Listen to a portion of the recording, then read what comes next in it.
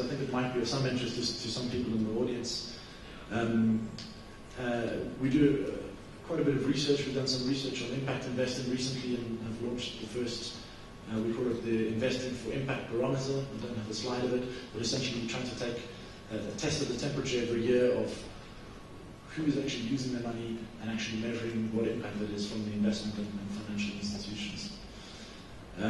We are also part of a global network which will be launched on the 15th of June this year called the Center for Education Innovations.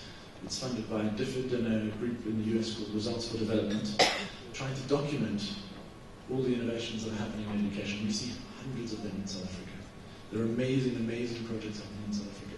And again, we say, well, do we know which ones are effective? And so we're at the beginning of a process of just trying to map those and later analyze them, but also compare them with what's happening in the world. So can we share what we're doing with what's happening in India? Can we learn from what's happening in India?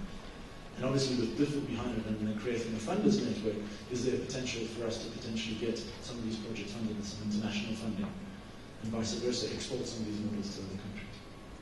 And we're working with Bridge.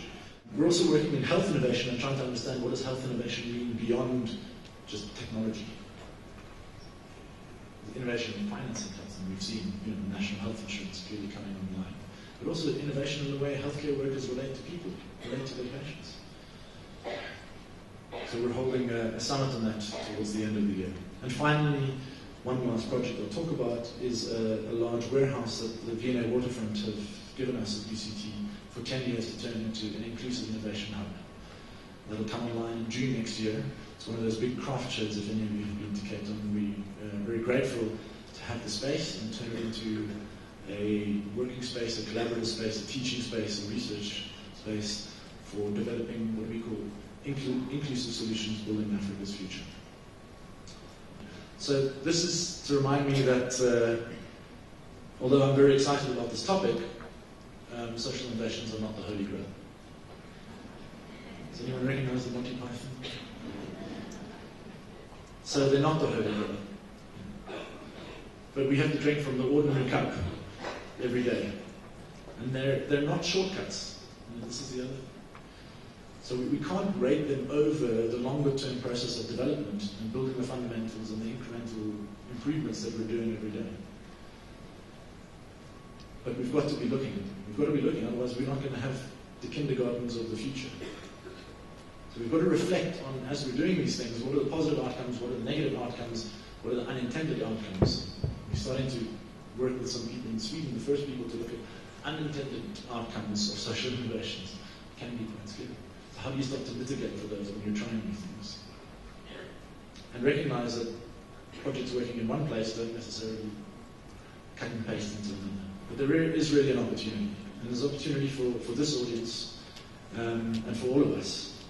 We've got to be supporting the innovations that are starting, from new organizations starting up, but also those well-established organizations that know what they're doing, that know communities.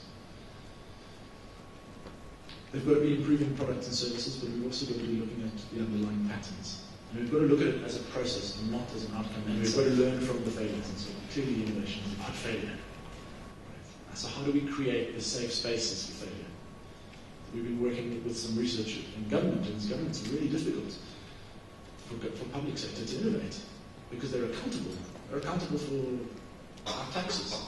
They're accountable to people who are delivering things. So how do we create safe spaces within public sector for innovation? We know we need it. And so I think there is an opportunity, and we've seen from that malaria bond example, to take some of the corporate philanthropy that we have in this country and to use it, not all of it, because we need to be doing the fundamentals, but some of it, and start taking risks.